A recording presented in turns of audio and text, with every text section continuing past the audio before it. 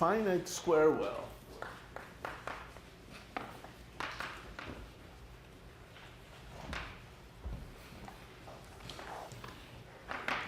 So this brings us also a little comment aside. It is the beginning. These solutions, so far we could find every solution.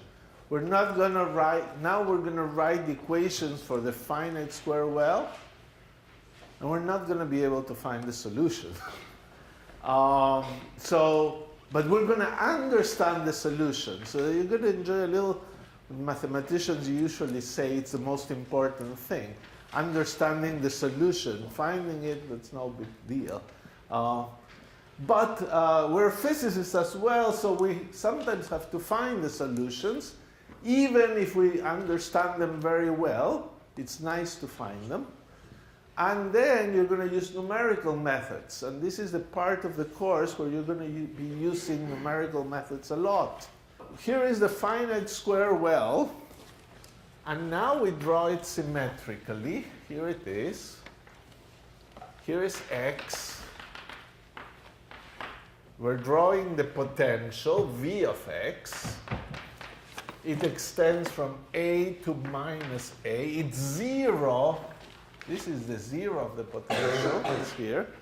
And it goes down. The potential is negative here. Its value is minus v naught with v naught positive. And then a possible energy for a bound state. We're going to look for bound states. Bound states are normalizable states, normalizable solutions of the Schrödinger equation. So we're going to look for them, look for bound states, and they have energy less than 0. So something that has energy less than 0 is bound. You would have to give it some energy to put it in 0 energy, and the particle could escape. The other thing about the bound state is that it will be some probability to find it here, very little probability to find it in the forbidden region. And this energy, which is negative, it's somewhere here. We don't know what are the possible energies, but we will assume there's some energy that is negative that is there, and that's the energy of the solution. Let me write the equation again. The equation is psi double prime is minus 2m over h bar squared e minus v of x times psi. This is the Schrödinger equation. You recognize it if you multiply h squared here, 2m there. And we've been solving already 2 examples where there was no potential, but finally there is a potential. So this is the energy of the particle. The energy of the particle can be interpreted as the potential energy plus the kinetic energy. Think intuitively here. If you have some energy over here, this is the potential energy. Well, all this much is kinetic energy. On the other hand, in this region, the energy is smaller than the potential energy. So it has like negative kinetic energy, which is classically not understandable. And in quantum mechanics, it just will have some probability of being here, but that probability will go down and eventually go to 0 in such a way that the wave function is normalizable. So this is a very mysterious thing that happens here, that the wave function will not be just over here, but it will leak. And it leaks because there's a finite discontinuity. If you take the barrier to be infinitely high, it would leak so little that eventually it would not leak, the wave function would vanish there and will be the end of the story, and you're back to the infinite square wave. So the infinite square well is a limit of this as V naught goes to minus infinity. Okay, so a few numbers we can put in this graph. E and this, what is the energy difference here? Is E minus V naught, which is V naught plus E. And many times, because E is negative, we write it as V naught minus absolute value of E. A negative number is equal to minus its absolute value. So how about this whole constant here? Well, I slipped, my tongue slipped, and I said this constant, but it's V of x. So what do you mean a constant? Well, the potential is piecewise constant, so actually we are not in such difficult situation because in this region the potential is a constant, in this region the potential is a constant. So this is the constant here, and we wish to understand what it is and what are the signs of this constant. This constant that we call alpha, say, is going to be, let's see what it is in the different circumstances. Suppose you're here. The energy is bigger than the potential. So energy minus the potential is positive, and the constant is negative. So alpha is negative for x less than a. If it's negative and it's a constant, you're going to have trigonometric solutions for x absolute value less than a. So trig.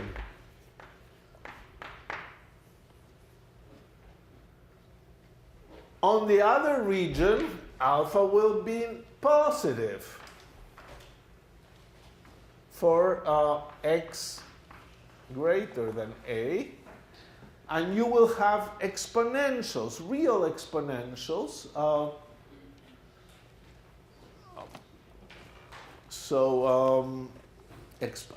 just write exponentials. So e to the minus 3x, e to the 5x, things like that. This is the difference between trigonometric and real exponential solutions, depending on the signs. So we're going to have to impose boundary conditions as well, because we're going to solve the equation here inside with one value of alpha, and then outside with another value of alpha, and then we're going to match them. So that's how this will go. Now, in this process, somehow the energy will be fixed to some values, some allowed values. There's a counting we could do to understand that, and we'll probably do it next time. At this moment, we'll just proceed. But we imagine there must be a quantization because in the limit, as V naught goes to infinity and the potential well becomes infinitely deep, you're back to the infinite square well that has quantized energies that we calculated. So that should be quantized and should be no problem. Okay, ready to do some work? Yes? So when alpha is 0 and you get polynomial solutions, does that case not matter? When alpha is 0, well, alpha is going to be never 0. You see, either E is less than the potential or is bigger than the potential. So you're not going to get alpha equals 0. You could say, do we have some energy maybe here or here? Well, you could have those energies, in which case you will see what happens. It's not quite polynomial solutions. You cannot.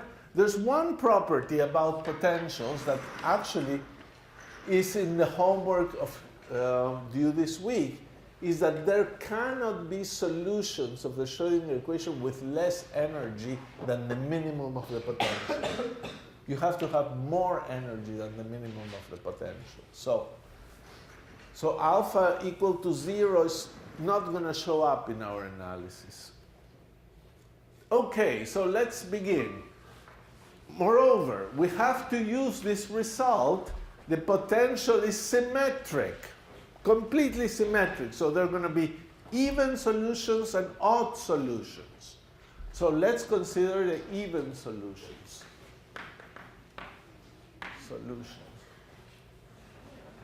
So those are solutions psi of minus x is equal to psi of x. Now, you will see how I solve this thing now, and the lesson of all of this is the relevance of unit-free numbers. Unit-free numbers are going to be your best friends in solving these equations. So it will look like I'm not solving anything except making more and more definitions. And all of a sudden, the solution will be there. And it's a power of notation as well. This problem can be very messy if you don't have the right notation. If you were solving it alone, if we would stop the lecture now and you would go home, you would probably find something very messy for quite a bit, and then maybe you clean it up little by little, and eventually something nice shows up. So here's what we're going to do. We're solving for x in between a and minus a, even solutions. So what does the equation look like? The second psi dx squared is minus 2m over h squared e minus v of x. In that region, the potential is minus v naught. So this is minus 2m over h squared, v naught plus e, which I write as minus absolute value of e, psi. And I forgot a psi here. Okay. V naught is positive. Minus V naught is the point down. And V naught minus the absolute value of E is positive. So this whole quantity over here is positive. And here it comes, first definition. I will define k squared to be that quantity.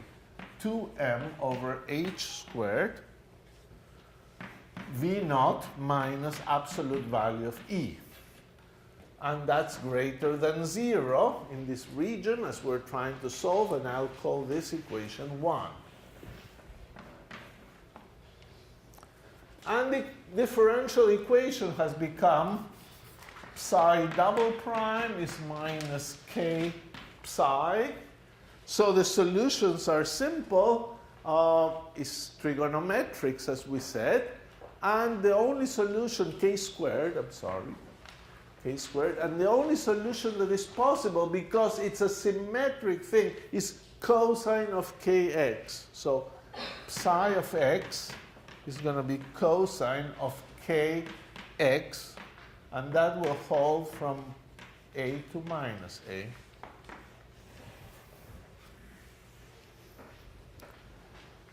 End of story, actually, for that part of the potential. You could ask, 1 second, you could say, you're going to normalize these things, aren't you? Or, well, the fact is I won't normalize them.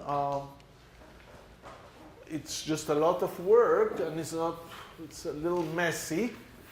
But that's no problem. You see, you're finding energy eigenstates, and by definition, solving the differential equation is not going to give you a normalization.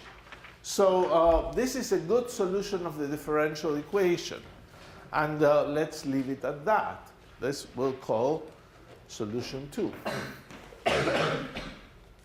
How about the region x greater than a? well, what does the differential equation look like? Well, it looks like psi double prime is equal to minus 2m over h squared e psi. Because the potential is 0. V is 0 outside x equals a. And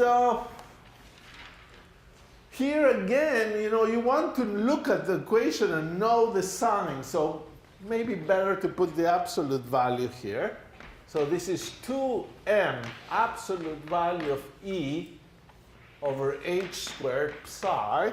And one more definition.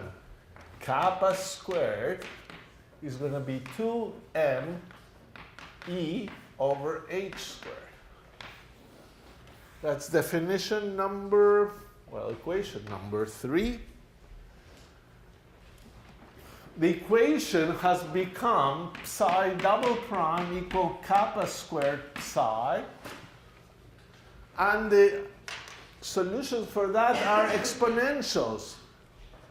Solutions are psi goes like e to the plus minus kappa x. You see, the solution we're constructing is symmetric, is even. So let's worry just about one side. If one side works, the other side will work as well.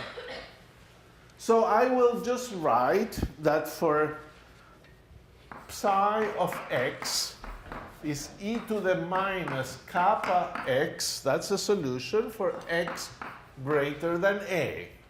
If I just did that, I would be making a mistake.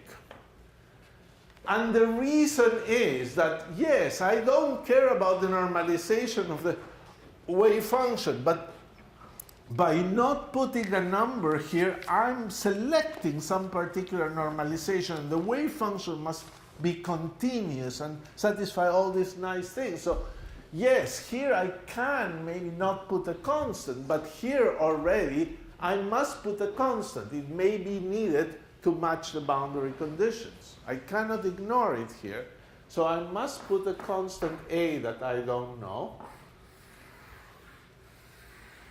And that's going to be equation number 4.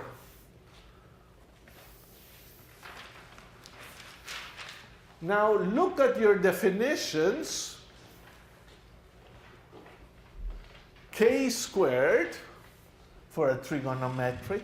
Kappa, many people use kappa for things that go with exponentials. But look, k squared and kappa squared satisfy a very nice relation. If you add them up, k squared plus kappa squared, is the energy part cancels and you get 2m v naught, which is positive, over h squared. Well, that's not so bad. But we want to keep defining things. How can I make this really nice? If it didn't have units, it would be much nicer. This is full of units. K times a length has no units, and kappa times a length has no units. So multiply by a squared, and you have kappa k squared a squared plus kappa squared a squared is equal to 2m v naught a squared over h squared.